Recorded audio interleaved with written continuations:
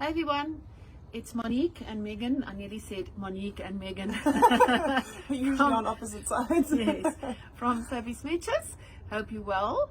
Yeah, and are you bearing the cold? We've got another, hopefully 3 months to go, and then summer's here. You'll hear me talk about winter a lot because I really am struggling through winter. I don't do the cold well. I'm not built for it.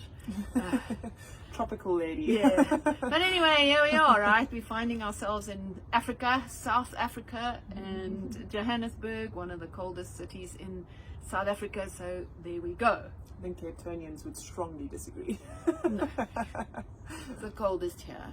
I'm not going there. Anyway, so I thought today would be a good day to discuss cats and nails. Only because the other day was my birthday and I had some people round, and my cat, as you know by now, or maybe not, has a gammy leg. And one of my friends was sitting next to me. He was talking to other people, and the next thing, Ben, my cat, wanted to get up on his legs, and he lightly gently put his one foot up and then his other foot up. And Greg thought, oh, that's so sweet. And the next thing, his gammy legs started playing up, and he put his nails in and pulled himself up. Greg flew up and the cat went flying. So yes, so I thought maybe we need to talk about nails, Megan. Yes. Should I have Ben's nails cut? Bearing in mind he's an outside cat. Yes. And he's old with his gammy leg. That's the thing. I think, again, it very much depends on your pets. For cats that live indoors, they sometimes don't have sufficient, sort of trees and that sort of thing. That's not him. Yes, no, not him, not Ben. They don't have sufficient things to sort of really wear down their nails naturally. So often your indoor cats do need to have their nails trimmed slightly just to kind of keep them under control. Otherwise they do overgrow and grow back into the pad, which is extremely, extremely painful for the cats. But for outdoor cats, such as Ben, the wild Ben, I would definitely recommend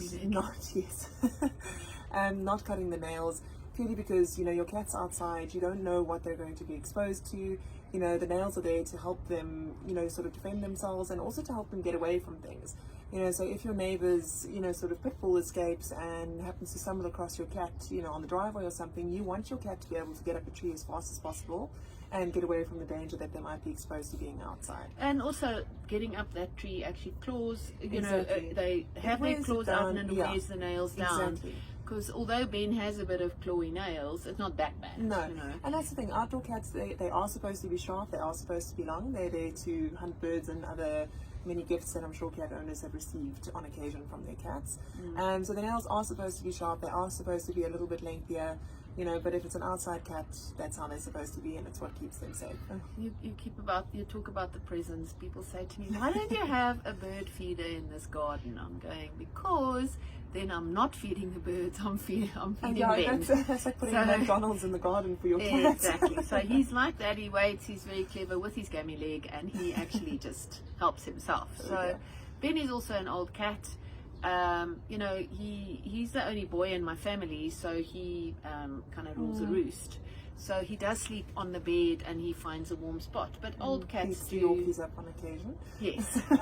So old cats, how can you keep them warm? Or is it more a case of, nature gives them a thick coat? You can't put a jacket on a cat. No. So how do we keep them warm? So like you said, with the older cats, it's super important, that every winter that you keep a very close eye on them, to notice any changes that might not have been sort of noticeable throughout the year. Until it gets to winter, you might notice that they're a bit stiffer. They may be struggling to get to the sort of warm spots that they used to sleep in, the winter before, but now they can't reach those spots anymore because their joints are giving them issues.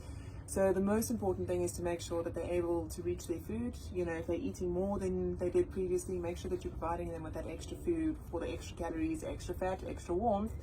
And of course, just making sure that they do have a warm spot, a comfy spot that they can access, to sleep. Again, you can use the hot water bottle trick for cats. It does work really well because, as you've said, more blankies though, because they feel more. They feel it quicker than dogs do. Exactly. I think. And also the one that I love is the little cat igloo. That you can just put on the floor somewhere with some blankets, to prevent the cold seeping through the floor.